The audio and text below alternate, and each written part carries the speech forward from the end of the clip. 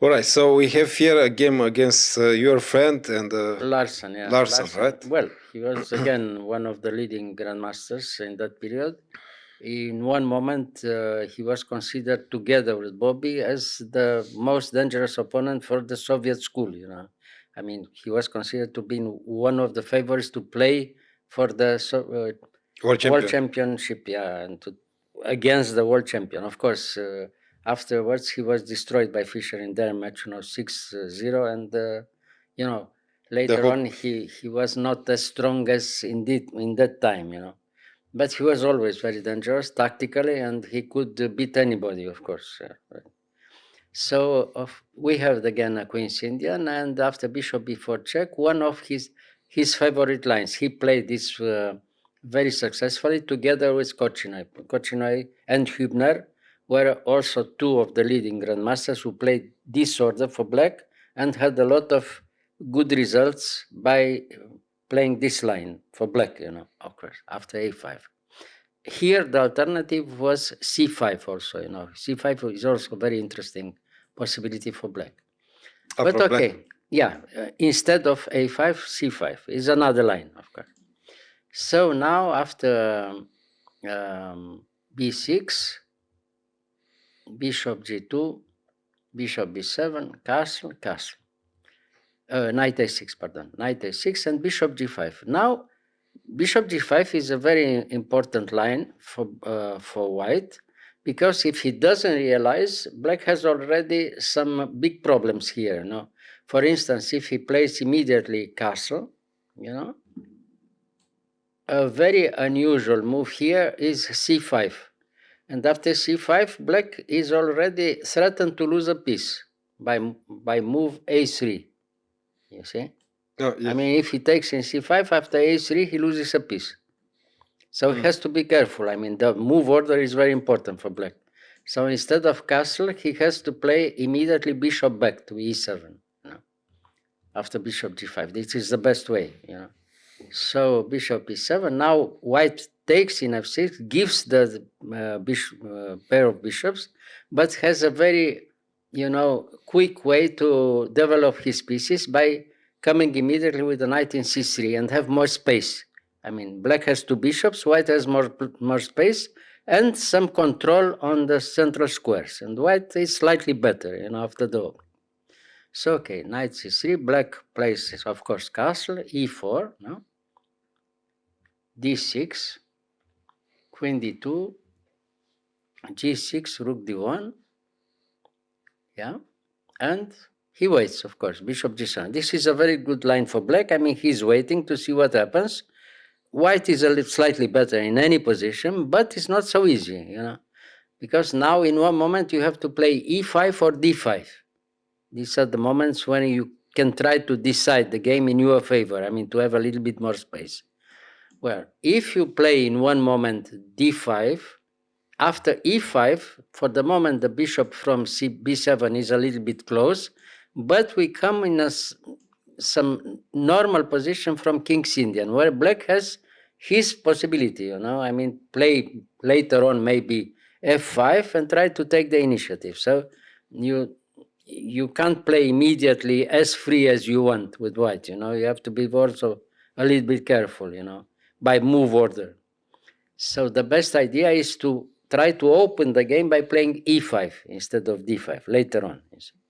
So, okay, white prepare and plays rook e1, queen e7, and right now e5. Okay. Now, if he takes in e5 after knight takes e5, white is clearly better. A little bit, but better, for white. So, rook d8, he waits. And now, queen e2. Maybe it was immediately better to take immediately in d6 with a small edge for white. But okay, queen e2 is also a very good move. Queen e2, rook e8, he waits again. And now we take in d6. He has to take with the pawn, because if he took with the queen, after knight e5, the advantage is clear for white, White is clearly better for white. If he takes in g2, we take, and we have a threat knight e4 later on, quickly, to come with the other knight in e4. So therefore, the advantage is clear for white, All right, so he takes with the pawn, and right now we want to trade the bishop, the white bishop, and have such a position a little bit close with two knights against bishop and knight.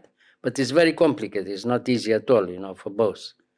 So he took in G2. in G2. I took with the knight, queen B7, knight E3, and knight C7.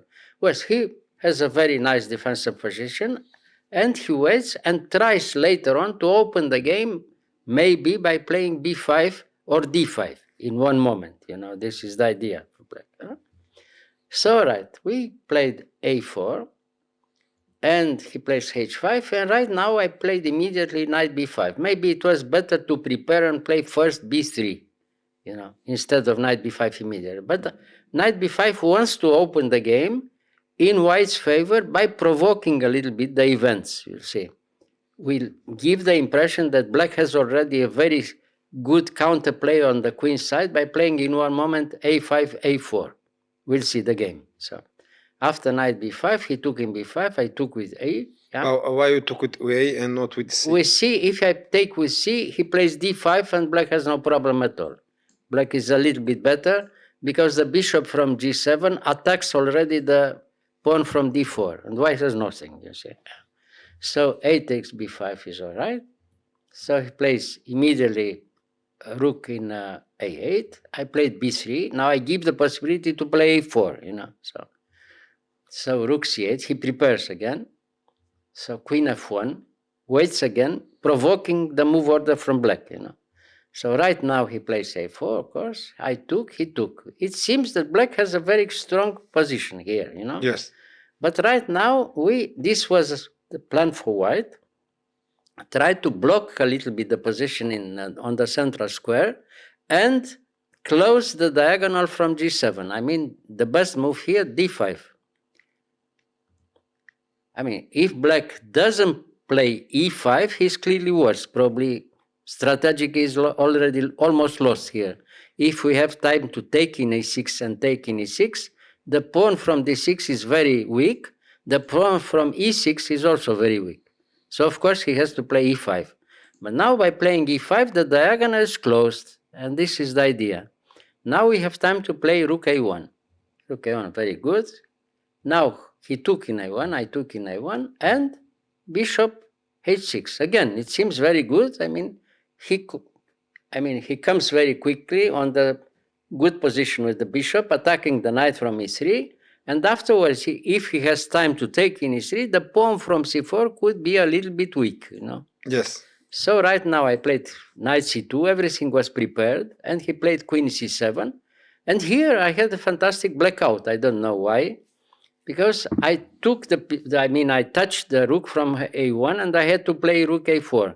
But instead of rook A4, if white plays here knight B4, giving the pawn from C4, and black takes the pawn from C4, black is lost already after knight C6. The position is completely winning for white because white threatens to give a check in E7. If now he trades queens, because he has to take now, after king takes, what to do? I mean, the threat is again knight E7 check. And after bishop F8 or king F8, rook A6 wins. If we win the pawn from B6, it's finished. Rook A6. A6. We win the pawn, and then the pawn goes, the pawn from B5, almost queen in two moves, Yeah. So, okay, I played the wrong move, rook A4, unbelievable. So you just touch I touched the wrong piece, and now black is clearly better after rook A4, because he has the initiative and white has a defensive position. White has to, to defend the position. You have no possibility to play later on immediately knight B4 because he takes with tempo in C4 and you are pinned, with the rook in A4. Yeah. And therefore the position is lost for white if you accept to play this. So now you have to defend, a position where white is in defensive and has clearly, a worse position. I mean, black has a clear advantage here, All right, king G2, we have to wait, unfortunately. So he took in G3, I took in G3, and bishop G5, of course. Now, unpleasant. time trouble for both, but black is clearly better here, you know. So Very unpleasant position for white here already. So queen d7, queen f3, of course, because he threatened to come with the queen in g4 on e3. So the queen from f3 defends for the moment everything.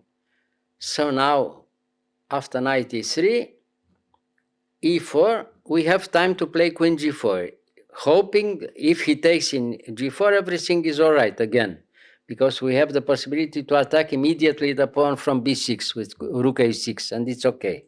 But of course, he doesn't trade queens. He played queen e7, and now again, queen d1. He took in e3, I took in e3, and now queen g5. Well, it seems that black has already a winning position, especially because here he threatens to play immediately rook e5 and rook f5 check later on. If he has time to come to this position, the position is probably already lost for white because it's mating attack, you know. yes, and the Yeah. king looks very exposed. The king is in a very bad position, you know. So, okay, I found the move queen d4 check, which is normal. He played rook e5, and here we adjourned. And I gave the move king e2, giving the pawn from g3, but hoping to arrive with our king from e2 in a better position on the queen side. But it's a long way to go until there, you know. Yes. So, of course, it's unpleasant, but we had to play like this. So after king e2, he took in g3, and now we played. What did he play? What did I play here? King d2. King d2, right. King d2, I mean, trying to get with the king as far as possible. But here black doesn't have perpetual, if you want. Oh, of course, but he plays for win because he has a pawn and he's better, you know, of course. Yeah. Oh, okay. Yeah, if he has time to, you know, to give you one check in one position and is the right time and you don't have any good defense, he's probably almost winning, you know. So, of course, he tries to win. Of course, he could give a check and perpetual, of course, you know, but he's not content with perpetual anyway. He tries So to he's looking to for a win yeah, here. Yeah. So after f6 check and the rook h6, he overstepped a little bit the limit, I told you. Probably he thought that he's in a very good position, very good chance to win. And of course, he tries to force the win, you know. So now the position is not clear at all. After king h6, rook a1, very good move again. And queen f3. And now white has time to take in b6. And now the position, as I told you, is very unclear because we have the possibility to run with our king to a5, hopefully. And we have also for the endgame a very strong pawn on b5. Any endgame, by playing the right moves, is almost winning for white because the pawn from b5 is very strong. Yeah. As this So king now, here looks so weak. yeah, the king looks in a very hopeless position, you know. Yeah. Almost mated, but not mated anymore, you know.